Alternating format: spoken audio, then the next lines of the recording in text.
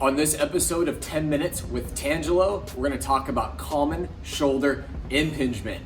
To the Knowledge Mobile. What's up, YouTube Nation? Welcome to the very first episode of 10 Minutes with Tangelo. This series is dedicated to bringing simplicity to complex subjects. If you're a health coach, if you're a fitness trainer, or you're just interested in the sports medicine field, this series is perfect for you because we're going to help you develop a high-level understanding of common injuries, the mechanism of those injuries, and rehab techniques. Now, before we get into common shoulder impingement, please make sure to smash that subscribe button, hit that like button, and leave any comments or feedback below. I'm really looking forward to engaging with you in the comments. Here we go. Now, first off, there are many different types of shoulder impingement and the mechanism in which compressive or impingement-like forces take place. This is a complex subject. I get it. However, today we're going to talk about the most common form of impingement. That being said, look forward to more videos on this matter. Known as subacromial impingement, supraspinatus impingement, shoulder impingement refers to pain on the top of the shoulder when performing movements like reaching for dishes in the cabinet, throwing a baseball, lifting overhead with high velocity, or even trying to put a jacket on by rotating behind you. Let's talk anatomy. I have my trusty shoulder model here with me. This model represents my right shoulder. Now, just a couple landmarks. We have the clavicle, we have the humerus, and we also have this bony structure called the acromion, which we'll talk about later. Now, there are four muscles that make up the rotator cuff. You have the supraspinatus right here. You have the infraspinatus right here. You have the subscapularis here. And then you have the smaller muscle called the teres minor. These muscles help initiate movement of the shoulder, but more importantly, work in concert to keep the humeral head centered inside the socket during movement. All right, let's take it a step further. So if you take your left hand and you feel your right shoulder, you'll feel this bony ridge. That bony ridge is part of your shoulder blade and it's called the acromion. Now, I like to refer to this as the shelf of your shoulder because this is where all your powerful deltoid muscles attach. Now, just below the acromion, you have this space. It's called the subacromial space. And basically that space is the point between the acromion and the humeral head, okay? Now, the space that we have varies from person to person. It depends on your gender, it depends on your age, and also previous activity, injury, and history, etc. Generally speaking, that space is described as about a centimeter, which is about as tall as my pinky right here.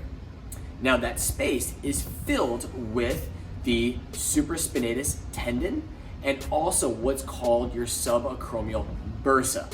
Now, we have bursa sacs all over the body. They reside where friction takes place. It's a fluid-filled slippery sac that's meant to disperse frictional forces.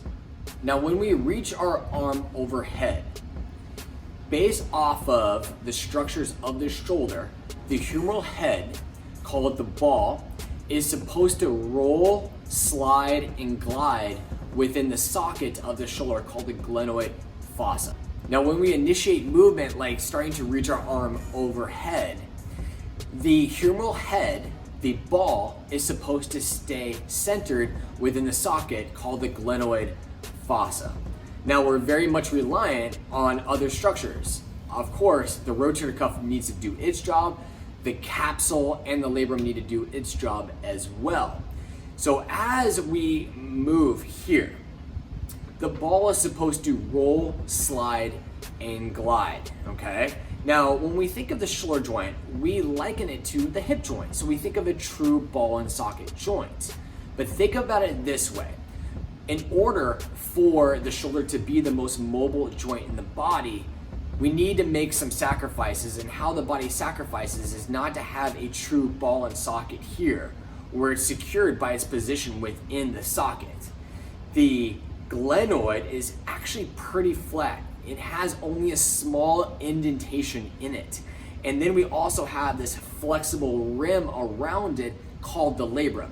Now the labrum doesn't sit very high off the rim of the glenoid either. At its highest point, it's only about 2 millimeters tall, which makes it even more important that you have true stability of the shoulder. Now with that said, when someone with a healthy shoulder reaches their arm up, what happens is there is a natural narrowing of this subacromial space. So yes, compression forces do take place.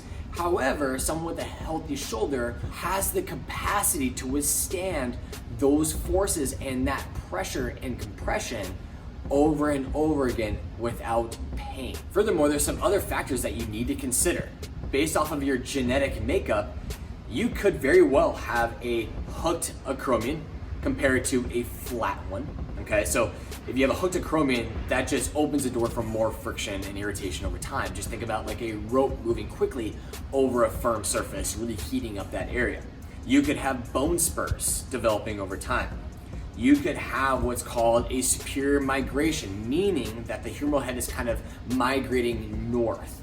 Usually that's based off of previous injury, a injury to the cuff itself, or laxity and degeneration over time. You could have an acute injury like a slip or a fall. You could have degeneration. All these things should be thoroughly assessed by a healthcare professional.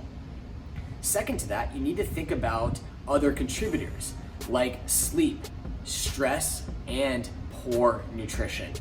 All these things play a key role in preserving a healthy shoulder. Common symptoms of shoulder impingement is sudden pain when you reach your arm overhead, or even kind of real world scenarios like reaching for something in the back seat.